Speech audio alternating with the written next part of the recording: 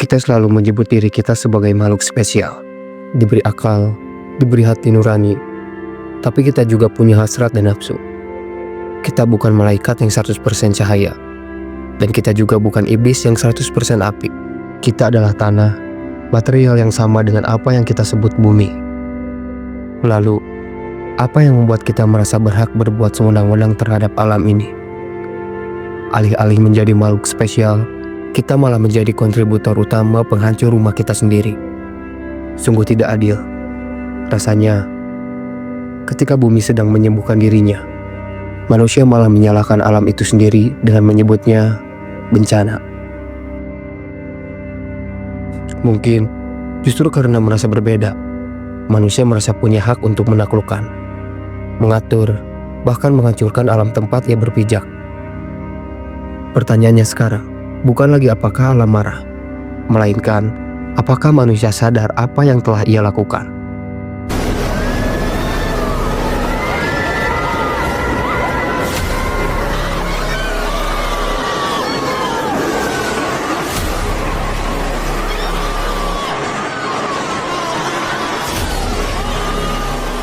Kita akan menyikapi mengapa air bah di Sumatera bukan sekedar fenomena cuaca, melainkan manifesto kegagalan tata kelola.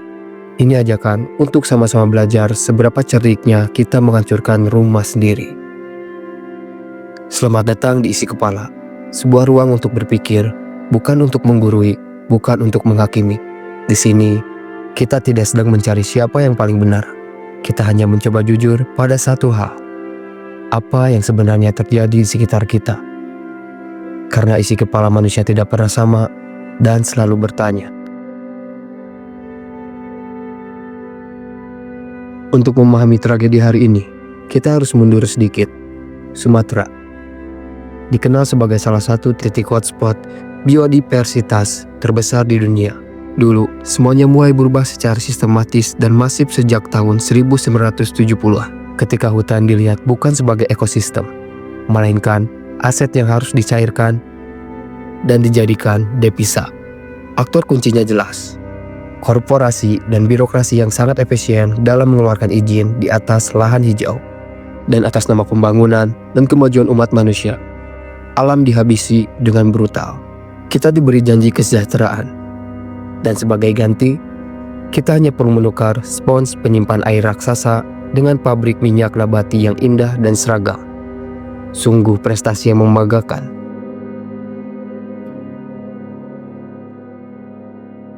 Pemerintah selalu sigap datang dengan statement penenang.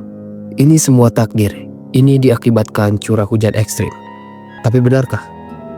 Riset cuaca menunjukkan, ini bukan sekedar volume hujan yang meningkat, tapi perubahan radikal dalam siklus hidrologi lokal atau iklim mikro. Analisis data menunjukkan, area yang mengalami deforestasi cenderung memiliki intensitas hujan yang lebih tinggi dalam durasi yang lebih singkat. Mengapa? Hutan alam adalah aset raksasa melalui evapotranspirasi. Ketika hutan hilang, mekanisme pendingin dan penyeimbang kelembaban alami pulau itu rusak. Dan inilah bagian yang paling tidak masuk akal. Hutan yang seharusnya dihuni berbagai spesies, rumah bagi hewan, dipaksa menjadi satu jenis pohon. Dalihnya, itu sama-sama tumbuhan, punya daun.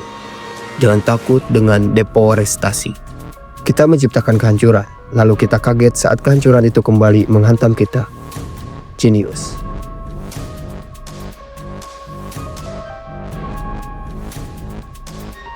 Mari kita bedah perbandingan ekologis yang brutal ini. Hutan hujan tropis di Sumatera adalah insinyur hidrologi yang sempurna.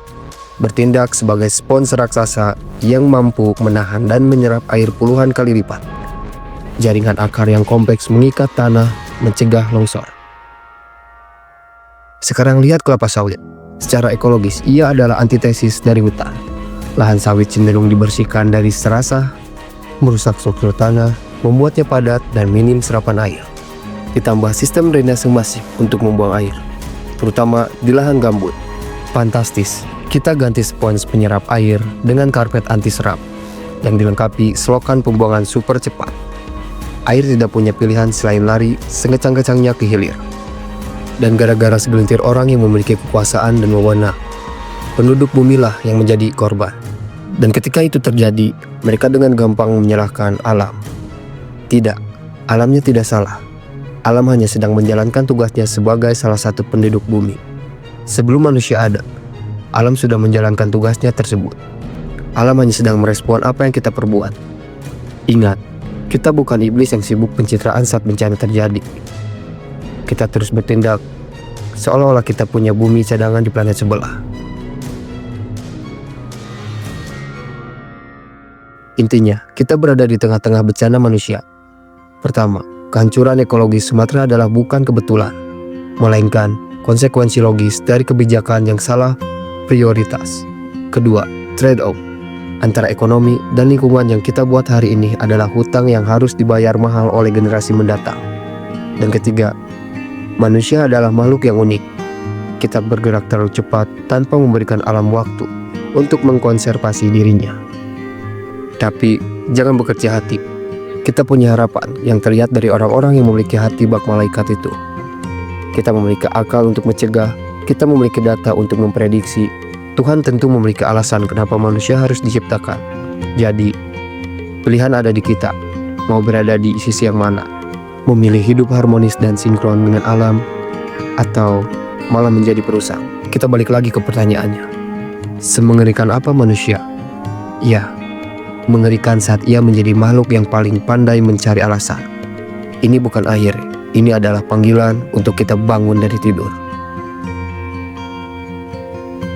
Dan kesimpulannya sekarang, apakah alam membutuhkan manusia? Tentu tidak. Namun, manusia membutuhkan alam sepenuhnya. Masalah terbesar manusia bukan kurangnya teknologi, melainkan kesombongan. Kesombongan untuk merasa lebih tinggi dari alam, kesombongan untuk merasa bisa hidup tanpa keseimbangan. Tuhan menciptakan manusia dengan akal, bukan untuk merusak, tetapi untuk menjaga. Dan hari ini, pilihan itu masih ada. Kita bisa terus menyebut ini bencana alam, atau kita bisa jujur menyebutnya sebagai konsekuensi dari keserakahan. Karena pada akhirnya, alam tidak pernah menyerang manusia. Alam hanya merespon. Terima kasih sudah meluangkan waktu untuk berpikir bersama di Isi Kepala. Jika video ini meninggalkan pertanyaan di benakmu, berarti kita sedang berada di jalur yang tepat.